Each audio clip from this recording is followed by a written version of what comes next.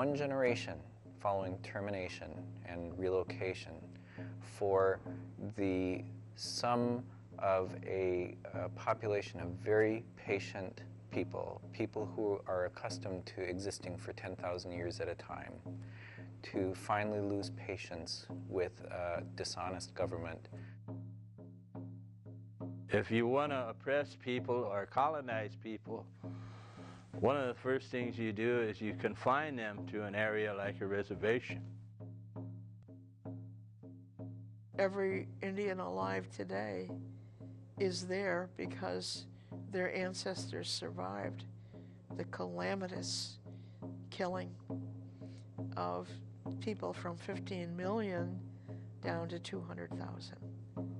That is an enormous assassination of people.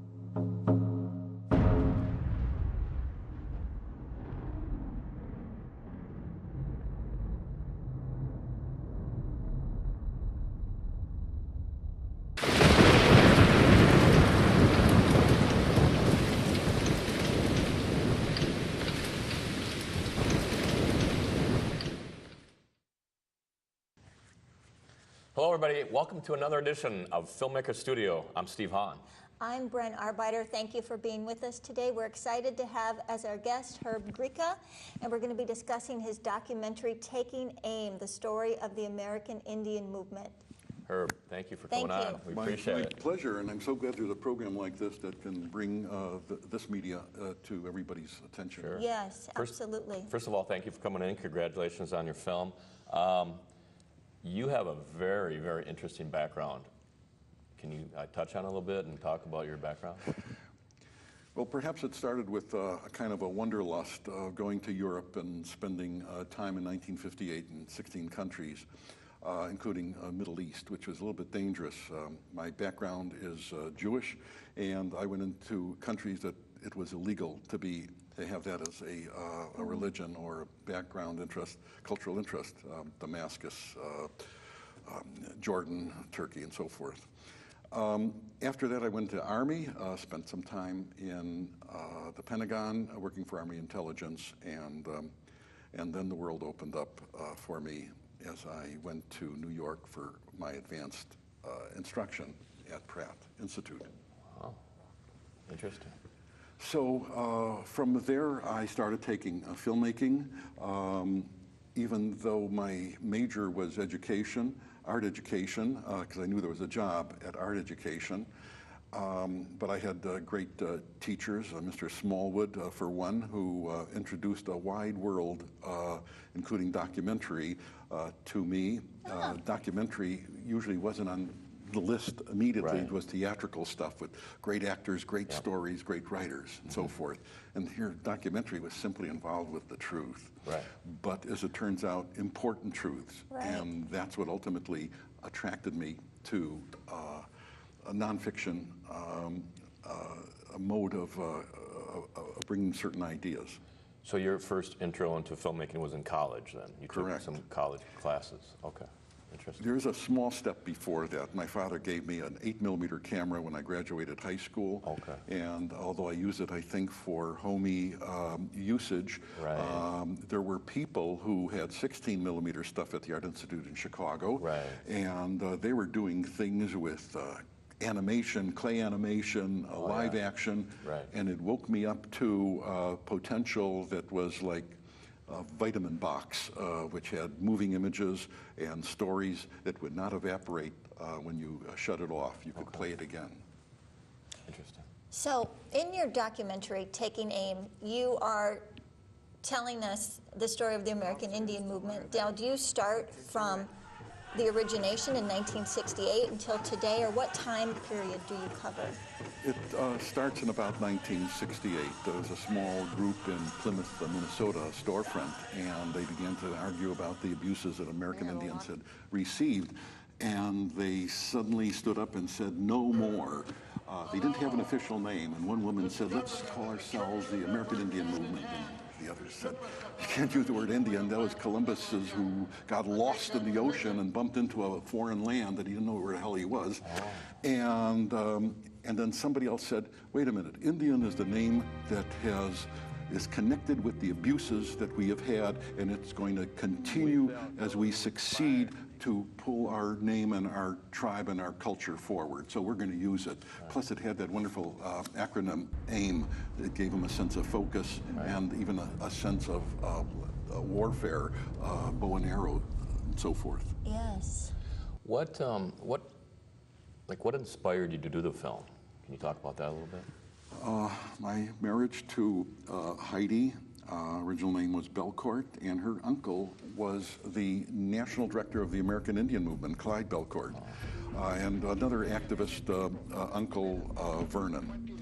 So I had what one of my documentary teachers, and I started going into documentary school even when in my 60s, Melody Gilbert said one of the most important things is access. If you have a difficult and important area to cover, it's having access, being able to get into an area that is usually kind of forbidden to most people. So here I had ability to connect in with tribal people and tribal life that was so alien from my Jewish, Chicago, Polish background into one that I felt an affinity with, since both Jews and Native Americans have been abused by governments. Perhaps Jews for 12 years from 33 to 45, but Native Americans from 1492 through today. Mm-hmm. I think it's stated in your documentary that since Columbus, 120 million Native Americans down to 200,000? Well, it's many, many million to perhaps down to 1 million. Through the introduction of disease, they began to bring in, they being the Western adventurers, invaders essentially, but they were farmers and other people who came to this country, toxic blankets to help cause this horrific death of so many Native Americans, as well as warfare, guns against arrows and clubs. That's hardly a match. Right. And plus strategies where Native Americans were still fighting among themselves, the Lakota Dakota against the Chippewa here, or as they used to be called, the Sioux versus the Chippewa. Now we call the Chippewa Ojibwe, Anishinaabe. So while they were often involved with their own conflicts, here comes a foreigner, different type of fighting sensibility, dedication, sometimes metal protective wear and muskets. There was no standing up to that. They had organization. Right. And even presidents like, I'm trying to think of the guy on the $20 bill, Hamilton. No, not Hamilton. It's a $10 bill. I'm talking about Jackson. Andrew Jackson, who created the horrible Trail of Tears, where thousands died as they're being taken out of their communities, out of their reservations, out of their towns, and brought toward Oklahoma. It's just amazing how much prejudice has continued to be put against the original people of America, Right. the first people. We I mean, felt totally inspired. but that doesn't count. Right. Let's talk a little bit about like timing and stuff. How long did it take you to shoot the film? Well, I've been shooting over about a 10-year period from the time I got married practically, and found that I was close to organizations and powwows and other kinds of meetings and so forth. Okay. Went into protest groups, police, Native American discussions and so forth. So I already had accumulated a lot of stuff. Sure. And when the director, Lucas Langworthy, came in and needed to have access to this, another filmmaker named Billy Goldfuss, who had been handicapped in an accident making a great film called When Billy Broke His Head, said, "Oh, Herb has the doorway that will allow you into those people." Well, here I had what I'd call reportage, hours and hours, reels of material, and without much ability for editing. And the brilliant editor, Lucas, came in and made magic of this. Okay. Reminds me of the very first film, French film, Trip to the Moon, 1902. Georges Méliès was a magician before he was introduced to this new material, filmmaking, motion pictures. and did a marvelous, happy, crazy, wondrous short that has been, in a way, the inspiration of everybody who's seen it since. Not necessarily with that topic, but with virtually every topic, to make people interested in sometimes ordinary things and to enhance whatever you have to the point where people can learn new stuff. So, for a period of time, were you a one-man film crew? Yes, and that's usually the way it is in many what I call semi-professional or even amateur, since I don't get paid for it. There have been some things, Mill City Farmers Market, that I got paid, and some people accuse me of being commercial. But it's a happy commercial as far as I'm concerned, and I hope a creative commercial as well. The idea of being independent means that nobody tells you what to do, where to cut, and what's to be said. I tend to film interviews and events, and then can cut them to a manageable and interesting interaction. 100 reels, did you say? Well, actually, about 10 reels would be hundreds of hours. Oh, hundreds of hours, Certainly 10 reels, okay. went into the preparation. You know, you have to clean your equipment before you go. You have to check your equipment, make sure that everything is working just the way that you want. And that's the easy part, is the technical part. Well, sometimes easy, sometimes with the modern equipment that I have now, it's buttons, buttons, buttons, hundreds of programs that I have to program my mind to, my fingers to follow. Right. So as I'm watching your film, Taking Aim, the story of the American Indian movement, I'm watching and I'm getting really interested into in it, and I'm getting kind of into it, and then it ends at about, maybe a little bit long of 9 minutes, and I'm thinking, wow, that was really cool. Talk about the length of the movie. Why did you make it 9 minutes and some change? What was the reason We were behind compelled by the guidelines of the Minnesota Historical Society that was putting on a competitive film project called Project 68. It had to do with things that happened in 1968, very fertile, from assassinations and minor wars to things like the first year of, the official year of AIM. So part of my interest came from that. We were relegated to 10 minutes that they imposed on all the films that they allowed in the competition. I see. When Clyde Belcourt saw this, he said, 10 minutes, that's not enough. This is a major story, and all of the problems and horrors and solutions that it offers is too limited. But that's simply what we had to work within at that point. Right. So I'm guessing you had hours and hours and hours of footage to sort through, to edit down to 9 minutes. That's interesting. And I'm assuming you were self-funded? Yes. Now, to also connect in with that question of the 10-minuteness, I'm putting together more footage and moving toward an hour and a half. And to answer your question, I'm starting to apply to a lot of local and national organizations, some of which are Native American oriented. And that means that we'll hire a lot of Native Americans. But we'll have money to do this right. We'll go around the country to the half-dozen AIM branches and affiliations. Some are in the city, some are on reservations, one is in Canada. And I like the idea of showing the larger scope of AIM-interested groups and the kinds of events that they're doing to help their people in becoming more successful in contemporary times. So, I want to mention Wounded Knee. It was a significant historical event in 1973. Just 5 years after AIM was founded, I'm assuming AIM had so much energy per its origination that kind of led into the standoff at Wounded Knee. Well, they had been involved with protests all over. It's had to do with the angst of that Minnesota storefront meeting in '68.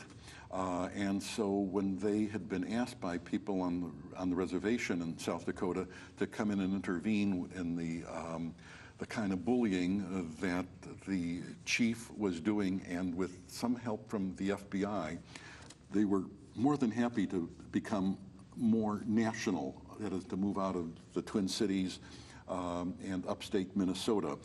So Dennis Banks, Russell Means, and Clyde Belcourt were among a group who went to the Badlands, which I recently videoed and interviewed Clyde against the erratic and muscular and tortuous geology of that area. And in the background, I have bison roaming freely and so forth. And so even today, there's a little taste of the old days, and his talk about their imperative need to intervene, even though it might cost their lives.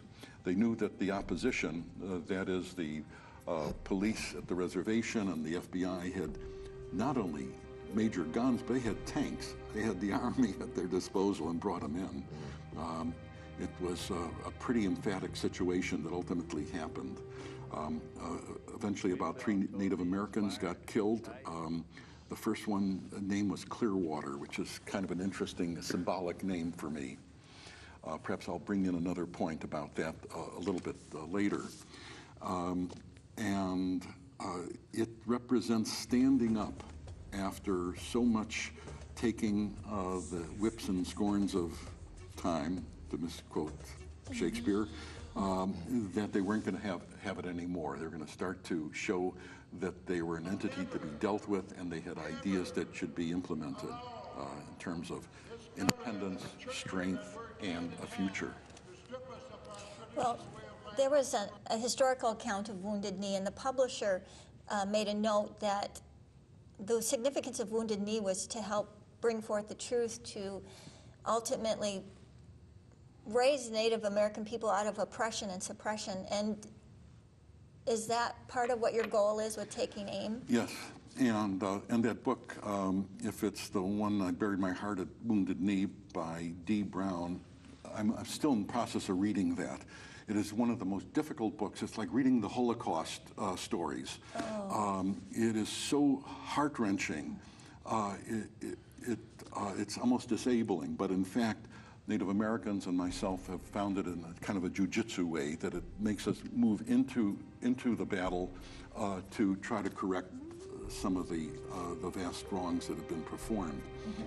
So the film itself does try to educate the American people. It's a major audience, Native American kids who are very often lost in tribal gangs, alcohol, teen sex, cigarettes, and so forth, into recognizing that there's other hopes, other connections, other directions that could give them a much more important, fulfilling role. But I also want the American people to see this. That's another role, audience that has to see this, and even the international world. So many Americans, and I come from a family that was prejudiced against Native Americans. This is a Jewish-Polish family that had prejudice against them, but they were automatically looked for another group to feel superior to, often happening, I think, in American culture.